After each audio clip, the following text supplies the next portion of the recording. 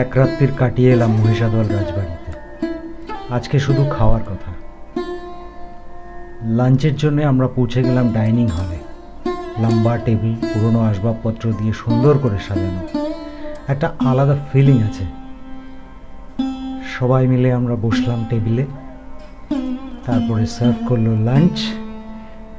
থালিতে অনেক কিছু ছিল: লুচি, ছোলার ডাল, গরম ভাত, তার উপর ঘি ছড়ানো, শুক্তো, গয়না বড়ি ভাজা, মুগ ডাল, বেগুনি, পটল পোস্ত, সাদা তিল বাটা, চাটনি, পাঁপড় ও মিষ্টি দই। এছাড়াও আমরা নিয়েছিলাম মাটন, কাতলা মাছের কালিয়া এবং সব শেষে পান কিন্তু ছিল। রান্না খুব সুন্দর। সবাই খুব তৃপ্তি সহকারে খেয়েছি।